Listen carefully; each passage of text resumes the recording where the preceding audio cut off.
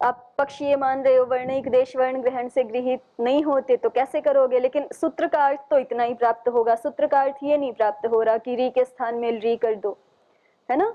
सूत्र का अर्थ अधिकतम इतना ही प्राप्त होगा, विशुद्ध रेफ का अंतरतम आदेश विशुद्ध लकार है और जो ऋकारस्थ रेफ है उसका अंतरतम आदेश ऋकारस्थ लकार है। इतना अर्थ सूत्र से प्राप्त हो रहा है। ये जिज्ञासु समस्या दिखा रहे थे कि आप ऐसे कैसे अर्थ दिखा रहे हो कि ऋकार के स्थान में ऋकार आदेश हो जाएगा। ये दूसरा अर्थ कहाँ से ले आए आप? पहला अर्थ तो चलो ठीक हो गया, दूसरा ये जो अर्थ कर रहे हो ऋकार के स्थान में ऋकार, ये कहाँ से लाए?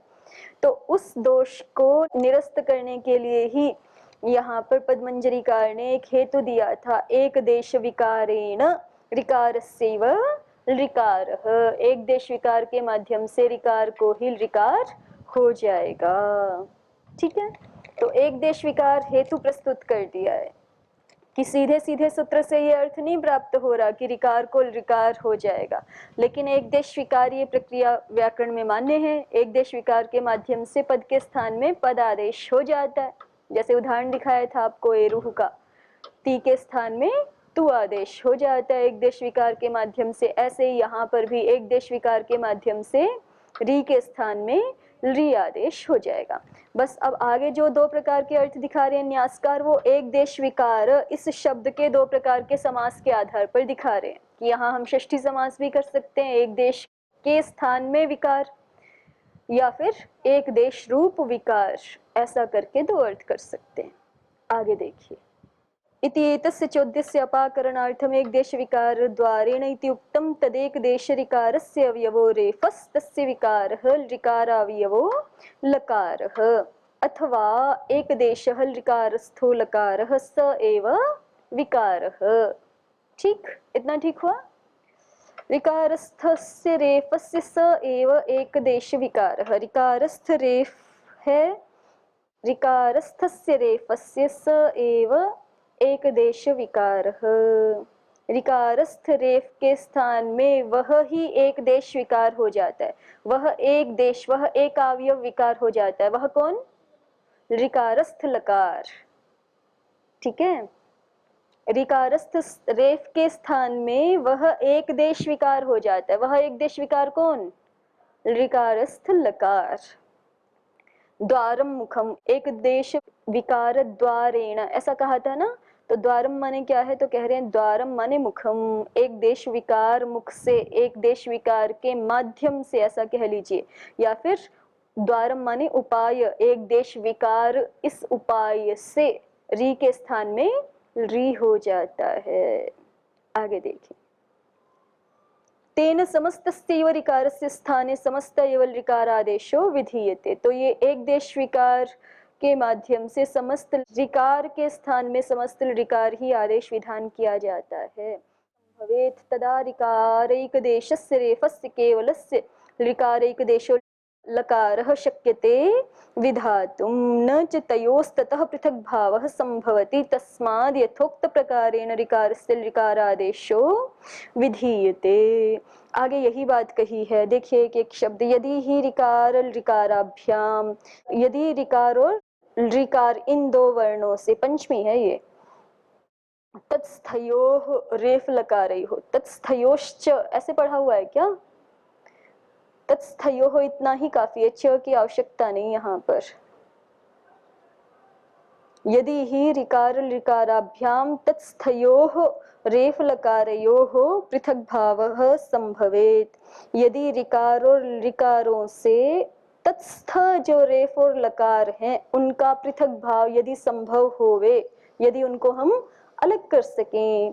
पद्मंजरीकार ने कहा था ना कि निष्कृष्य स्थान्य आदेश भाव अयोगात, रेफ और लकार को अलग करके हम स्थानीय आदेश भाव का संबंध उसमें दिखा नहीं सकते। क्यों नहीं अलग करके दिखा सकते? क्यों नहीं अलग करके दिखा सकते? पक्ष यही चल रहा है, वर्णिक देशा वर्ण ग्रहणेन न गृह्यन्ते, तो कैसे अलग करके दिखाओगे, है ना। वर्णिक देश वर्ण ग्रहण से गृहित हो रहे हैं, ये पक्ष अगर चलता तो आप अलग करके भी दिखा देते, लेकिन पक्ष क्या मान रहे हो? वर्णिक देशा वर्ण ग्रहणेन न गृह्यन्ते। तो इसलिए रिकार और लिकार से तत्स्थ, तत्स्थ माने रिकार रिकारस्थ जो रेफ और लकार हैं उनका पृथक भाव संभव नहीं है। यदि ही संभवेत, यदि संभव होता तो क्या हो जाता, तब तो फिर तदा रिकार एक देशस्य रेफस्य, तब तो रिकार का एक देश जो रेफ है उसके स्थान में केवलस्य रिकार एक देशो लकारः, तदा रिकार एक देशस्य रेफस्य केवलस्य, तब तो फिर जो रिकार का एक देश मात्र रेफ है उसके स्थान में रिकार एक देशो लकारः केवलः शक्यते विधातुम्, उसके स्थान में रिकार का एक देश जो लकार केवल लकार है, एक देश रूप केवल लकार है, वो शक्यते विधातुम्, उसका विधान करना शक्य है। न च तयोस्ततः पृथक भावः संभवति, लेकिन तयोः, तयोः कयोः, तयोः तयोः एक देश रूप रेफ लकारयोः, ततः, ततः माने ततः रिकार रिकाराभ्याम पृथक भावः संभवति। ठीक है, न च तयोः ततः पृथक भावः संभवति, तयोः कयोः, एक देश रूप जो रेफ और लकार उन दोनों का, ततः, ततः माने रिकार और रिकार से पृथक भाव न संभवति, इस पक्ष में पृथक भाव संभव नहीं है। तस्मात्, इसलिए यथोक्त प्रकारेण रिकारस्य रिकारादेशो विधीयते, तो चूंकि पृथक भाव संभव नहीं है, अगर पृथक भाव संभव होता तो केवल एक देश रेफ के स्थान में एक देश लकार का विधान कर देते, लेकिन इस पक्ष में चूंकि पृथक भाव संभव ही नहीं है, इसलिए यथोक्त प्रकार से, जैसा हमने ऊपर दिखाया है एक देश विकार वाला तरीका, उस तरीके से रिकारस्य रिकार आदेशो विधीयते, रिकार के स्थान में रिकार आदेश का विधान कर दिया जाता है। ठीक हुआ।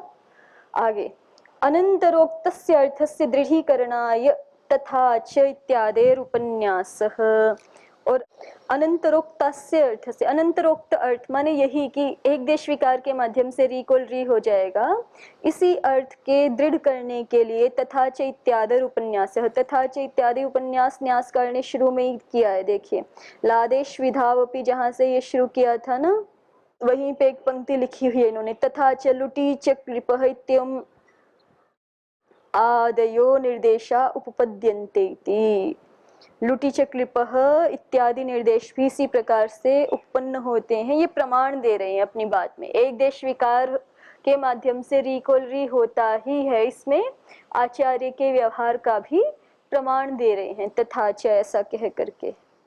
ये जो न्यास में पहले पंक्तियां थी ना, लादेश विधौ अपि, जहां से शुरू हुआ है ये लादेश वाली बात, र इति सामान्यम उपादीयते इत्यादि, यहाँ से लेकर के तथा च लुटी च कृपैत्यमादयो निर्देशा उपपद्यन्ते, ये इतना इतना एतत् कृपोरोलः इत्यत्र स्वयं वृत्तिकृता प्रतिपादितम, ये कुछ पंक्तियां इन्होंने वृत्तिकार की उद्धृत की है यहाँ पे, और उसी के अनुसार आगे इन्होंने उद्धरण भी दिए है ना, ल इत्यपि सामान्यमेव, ये वृत्तिकार की जो पंक्तियां उद्धृत की हैं। स्पष्ट हो रही है बात। देखो ये वाली न्यासकार में लादेश विधि के बारे में जहां से बात शुरू हुई है, वहां से देखो लादेश विधावपि, ये मिला, उसके आगे र इति सामान्यम उपादीयते तेन यह केवलो रेफ यच्च रिकारस्थः तयोर्द्वयोरपि ग्रहणं ल इत्यपि सामान्यमेव, ततोऽयं केवलस्य रेफस्य स्थाने केवलः एव लकार आदेशो विधीयते, रिकारस्यापि एकदेश विकार द्वारेण रिकारः तथा च लुटी क्लिपः इत्यमादयो निर्देशा उपपद्यन्ते इति। इतनी जो पंक्तियां है ना, र इति सामान्यम उपादीयते से लेकर के इत्यमादयः निर्देशा उपपद्यन्ते इति, इतना जो सारी है ये काशिकाकार की पंक्तियां उद्धृत की हैं इन्होंने कृपोरोलः सूत्र में से। आगे लिखा है ना, एतत् कृपोरोलः इत्यत्र स्वयमेव वृत्तिकृता प्रतिपादितम, ये स्वयं काशिकाकार ने ही, वृत्तिकार ने ही प्रतिपादित की हैं इतनी सारी बातें। अब आगे न्यासकार ने र इति सामान्यम उपादीयते, ये उद्धरण लिए। फिर सबसे पहला उद्धरण है र इति सामान्यम उपादीयते, ये स्थूल अक्षरों में होना चाहिए। फिर उसके बाद तेन इति, तेन यह केवलः लकारः, ल इत्यपि सामान्यमेव। देखिए ये सारे उद्धरण यहीं से लिए जा रहे हैं, काशिकागार की पंक्ति से। ये उद्धरण आपको कहीं पद्मंजरी में या मूल काशिका अय औच की काशिका में नहीं मिलेंगे। ये जो पंक्तियां हैं, र इति सामान्यम उपादीयते, यहाँ से लेकर के तथा च लुटि च कृप इत्यमादयो निर्देशा उपपद्यन्ते, ये कृपोरोलह सूत्र पर जो काशिकाकार की पंक्तियां हैं उनको उद्धृत किया। फिर न्यासकार इन पंक्तियों की व्याख्या कर रहे हैं, ठीक है। तो न्यासकार इन पंक्तियों की व्याख्या करते समय उद्धरण देते हैं ना, जैसे बीच बीच में जो स्थूल अक्षरों में लिखे होते हैं आपकी पुस्तक में। तो सबसे पहला उद्धरण क्या लिखा है?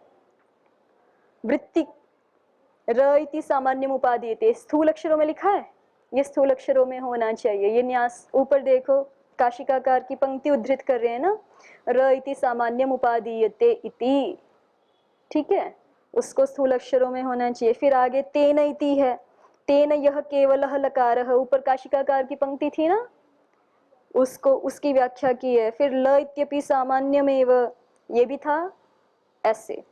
ततोयम इत्यादि, ये भी उद्धरण जो है वो काशिकाकार की पंक्ति का ही लिया है इन्होंने। और फिर ये तथाच, अब जो हम जहां पढ़ रहे थे वहां पे तथाच ये है ना उद्धरण, तथाच ये यही पंक्ति है कृपोरोलह वाली, तथाच लुटि च क्लिपः इत्यमादयो निर्देशा उपपद्यन्ते इति। स्पष्ट हुआ? चलिए आगे देखिए। यत एवं एक देश द्वारेण ऋकारस्य स्थाने ऋकार आदेशो विधीयते। यतः, चूंकि एवं एक देश द्वारेण ऋकारस्य स्थाने ऋकार आदेशो विधीयते, चूंकि ऐसा करके एक देश विकार के माध्यम से ऋकार के स्थान में ऋकार आदेश विधान किया जा रहा है। एवं च सति लुटि च कृपः इत्यमादयो निर्देशा उपपद्यन्ते नान्यथा, ऐसा होने पर ही, तथा च इसका व्याख्यान कर रहे हैं कि चूंकि इस तरह से आचार्य एक देश के माध्यम से ऋकार के स्थान में ऋकार आदेश विधान कर रहे हैं, ऐसा एवं च सति, ऐसा होने पर ही, एवं च से पहले पूर्ण विराम है क्या लगा हुआ? नहीं होना चाहिए, एक ही पंक्ति है। चूंकि एक देश विकार के माध्यम से ऋकार के स्थान में ऋकार विधान कर रहे हैं, इसलिए, ठीक है, इसलिए एवं च सति, ऐसा होने पर ही लुटि च क्लिपः इत्यमादयो निर्देशा उपपद्यन्ते नान्यथा। इत्यम आदि निर्देश, लुटि च क्लिपः आदि निर्देश तभी सिद्ध होते हैं, अन्यथा नहीं होते। तो आदि शब्द क्यों पढ़ दिया? तो कह रहे हैं कि और भी निर्देश हैं क्लिपः इसके, कहाँ? तो दिखा रहे हैं, एक दो प्रयोग दिखा रहे हैं। आदि शब्देन ऋदुपधा च क्लिपि श्रितेः, इस सूत्र में क्लिपि धातु का निर्देश है ना, इक निर्देश किया है, कृप धातु और आगे इक प्रत्यय, इक्ष्तिपौ धातु निर्देश है ना आपका। तो कृप धातु से इक किया तो कृपि बनना चाहिए था, क्लिपि कैसे बना दिया? नहीं बना सकते ना क्लिपि। तो अगर विशुद्ध रेफ के स्थान में केवल लकार करते हो तो क्लिपि तो नहीं बना सकते प्रयोग। क्लिपि तभी बना सकते हो जब आप एक देश विकार के माध्यम से री के स्थान में री भी मानोगे, तब बना सकते हो, ठीक है। और ऐसे ही तासी च क्लिपः, ये तो लुटि च क्लिपः जैसा ही है बिल्कुल। तो आदि शब्देन ऋदुपधा च क्लिपि श्रितेः तासी च क्लिपः इत्येतयोर निर्देशयोर ग्रहणम। तो ये बात यहाँ तक पूरी हो गई। लादेश के बारे में जो कहना था न्यासकार को वो हो गया यहाँ तक, ठीक। आगे चले, संक्षेप में दोहराएं तो क्या हुआ लादेश विधि में? लादेश विधि में क्या समस्या थी, क्या समाधान निकाला? क्लिप्तः क्लिप्तवान में कृपोरोलः कैसे लगाएं, ये समस्या थी ना। तो उसका समाधान क्या किया कि कृपोरोलः सूत्र में ये जो रह लह गृहीत है, ये सामान्य गृहीत है, ये विशुद्ध रेफ के स्थान में भी लकार आदेश करेगा और वर्णयिक देश जो ऋकारस्थ रेफ है उसका भी ये ग्रहण है, ठीक है, उसका भी ग्रहण है। तो उसको भी एक तरह से ऋकारस्थ लकार आदेश की अनुमति देता है, लेकिन वो केवल एक एक अवयव को तो हम एक एक अवयव आदेश कर नहीं सकते। ऋकारस्थ रेफ अवयव को ऋकारस्थ लकार आदेश नहीं कर सकते। क्यों नहीं कर सकते हैं? वर्णैक देशाः वर्ण ग्रहणेन न गृह्यन्ते पक्ष चल रहा है, तो इसलिए नहीं कर सकते। तो लेकिन चूंकि सूत्रार्थ तो दोनों प्रकार का है, तो तत्सामर्थ्य से यहाँ पे अर्थ हो जाएगा रेफ को लकार आदेश करते हुए एक देश विकार के माध्यम से संपूर्ण रिकार को ही रिकार आदेश हो जाता है। ये समाधान कर दिया और इसमें प्रमाण भी दे दिए, यही वाले लुटी च क्लिपः तासी च क्लिपः आदि आचार्य निर्देश प्रमाण है कि रिकारस्थ रेफ को भी ल इस एक देश विकार के माध्यम से संपूर्ण रिकार के स्थान में हिल रिकार आदेश हो जाता है कृप धातु के विषय में, कृपोरोलः सूत्र से। ये पूरा समाधान हुआ है। ठीक, अब आगे तीसरा दोष था। तीसरा क्या था? विनाम विधि, कर्तृनाम इत्यादि में णत्व नहीं हो पा रहा। पदमंजरी से इसका समाधान हम देख चुके हैं। क्या देखा था समाधान हमने? कि यहाँ पर भी रसाभ्याम नोणः र ये सामान्य निर्देश है, तो रिकारस्थ रेफ से उत्तर भी करेगा। ठीक है, तो भी एक समस्या आ गई थी कि रिकारस्थ रेफ से ठीक उत्तर हो नकार तो कर दे, लेकिन बीच में तो अजभक्ति का व्यवधान है, तो कैसे करोगे? तो उसके लिए योग विभाग कर दिया था ना, अटकुप्वांग नुम भी एक सूत्र बना दिया था और व्यवायेपी ये दूसरा सूत्र बना दिया था, और व्यवायेपी को नियम के लिए रख दिया था जिससे कि अतिव्याप्ति दोष नहीं होगा, और यहाँ पर अजभक्ति के व्यवधान में भी समाधान हो जाएगा। अजभक्ति के व्यवधान में भी नकार को नकार हो ही जाएगा। एक तो ये समाधान किया था, और दूसरा समाधान क्या किया था कि हम आचार्य के व्यवहार से जान लेंगे कि रिकार से उत्तर भी नकार को नकार आचार्य मानते हैं, तभी निनमन तृप्नोति आदि शब्दों का शुभनादि गण में पाठ कर रहे हैं निषेध करवाने के लिए, है ना। यदि नकार को रिकार से उत्तर नकार को नकार ना होता तो फिर आचार्य शुभनादि गण में निनमन तृप्नोति इन शब्दों का पाठ नहीं करते। ये पदमंजरीकार बता चुके हैं। अब न्यासकार को देखिए क्या कहते हैं।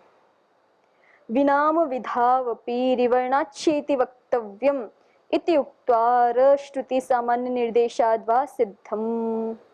विनाम विधि में भी रिवर्णाच्छेति वक्तव्यम, रिवर्ण से उत्तर भी कहना चाहिए। ये सीधा सीधा समाधान है। विनाम विधि में हम ये कह सकते हैं रिवर्ण से उत्तर भी नकार को नकार कह दो। जैसे रेफ से उत्तर आपने नकार को नकार कहा हुआ है, वैसे रिवर्ण से उत्तर भी कह दो तो कर्तृनाम आदि में अपने आप ही सिद्ध हो जाएगा, सबसे सामान्य समाधान। या फिर कहा है विनाम विधौ अपि रिवर्णाच्छेति वक्तव्यम इति उक्त्वा, ये समाधान कह के र श्रुति सामान्य निर्देशाद् वा सिद्धम। वा सिद्धम माने दूसरा पक्ष दिखा रहे हैं। या फिर रिवर्णाच्छेति वक्तव्यम नहीं कहते हो तो यहाँ पर भी वही समाधान है, र ये श्रुति सामान्य है। ठीक है, माने विशुद्ध रेफ का भी ग्रहण है और रिकारस्थ रेफ का भी ग्रहण है रसाभ्याम नोणः सूत्र में। अवर्ण भक्त्याच व्यवधाने णत्वं भवति इति क्षुब्नादिषु। और फिर यहाँ पर भी वही समस्या आएगी। क्या समस्या आएगी यहाँ पर? री में ठीक रेफ अंश से परे नकार है कर्तृनाम में, कर्तृनाम इस प्रयोग में री के रेफ अंश से ठीक उत्तर नकार है, ऐसा तो है नहीं। बीच में कोई अवर्णात्मिका भक्ति भी आ गई, अवर्ण स्वरूप वाला भाग आ गया। ठीक है, तो फिर कैसे करोगे? तो उसका समाधान ये दे दिया, अवर्ण भक्त्याच व्यवधाने णत्वं भवति। अवर्ण भक्ति के द्वारा व्यवधान में भी णत्व हो जाता है। इति क्षुब्नादिषु निर्नमन तृप्नोति ग्रहणम। इसके लिए ये ज्ञापक से सहायता प्राप्त हो जाएगी कि शुभनादिषु गण में निर्नमन और तृप्नोति का जो ग्रहण है वो नत्व प्रतिषेध के लिए आचार्य ने किया है। उससे हम जान लेंगे कि अवर्ण भक्ति के व्यवधान में भी, अवर्ण भक्ति समझ गए ना, वर्ण रूप जो भक्ति नहीं है, वर्ण रूप भाग के, वर्ण रूप जो व्यवधान नहीं है, अवर्ण रूप भाग के व्यवधान होने पर भी। स्पष्ट है ना? ये अवर्ण माने अयुण वाला अ नहीं, निषेध वाला, न वर्ण अवर्ण वाला। ठीक है, अवर्ण भक्त्याच व्यवधाने, अवर्ण भाग के द्वारा व्यवधान होने पर भी णत्व हो जाता है। ये कहाँ से जान लेंगे? ये क्षुब्नादि में जो नृनमन शब्द का पाठ है, तृप्नोति शब्द का पाठ है, उससे जान लेंगे। ठीक हुआ? आगे देखें। अथवा रिवर्णादपि णत्वं भवति, अवर्ण के द्वारा व्यवधान में भी णत्व हो जाता है। इसके लिए पद्मंजरिकार ने तो अलग समाधान दिया था, योग विभाग करके दिखाया था ना। लेकिन यहाँ पे निनमन और तिप्नोति के ग्रहण से भी हम ये बात जान सकते हैं कि अवर्ण भाग के व्यवधान में भी आचार्य नकार को नकार आदेश मान रहे हैं, तभी उनको निषेध करवाने की आवश्यकता पड़ रही है। अथवा या फिर रिवर्णादपि णत्वं भवति इत्येतदेव तेन ज्ञाप्यते, या फिर क्षुब्नादि में जो निनमन शब्द का पाठ है ना, उससे हम सीधे सीधे यही ज्ञापित कर लेंगे कि रिवर्ण से उत्तर भी णत्व होता है। देखिए, ज्ञापक का स्वरूप अलग अलग कर दिया है। पहले क्या ज्ञापित कर रहे थे कि निनमन शब्द के पाठ से हम ये मानेंगे कि अवर्ण भाग के द्वारा व्यवधान होने पर भी नकार को नकार होता है। फिर से बताती हूँ, सुनिए। रसाभ्याम नोणः में र ये सामान्य निर्देश है, तो विशुद्ध रेफ व्यंजन का भी ग्रहण है, और जो अवर्ण रूप रेफ है जो कि रिकार का भाग है ना, रिकार का एक देश है, रिकार का भाग जो अवर्णात्मक रेफ है उसका भी ग्रहण है। तो उन दोनों से ही उत्तर नकार को नकार होता है। ठीक है, अब कोई पंचमी वाली समस्या दिखाए इसमें कि जो है वो कर्तृनाम इत्यादि प्रयोगों में या ऋनमन इत्यादि प्रयोगों में, तो री से उत्तर जो है वो कोई री में जो रेफ अंश है उससे उत्तर थोड़ा अज भाग भी तो है जो कि वर्ण रूप नहीं है, उसका व्यवधान हो गया। तो उसका व्यवधान हो गया तो आप नकार को नकार कहाँ करा सकते हो? अटकुपांगनुम व्यवय सूत्र से भी नहीं करा सकते, क्योंकि उसमें तो सारे वर्ण व्यवधान है ना।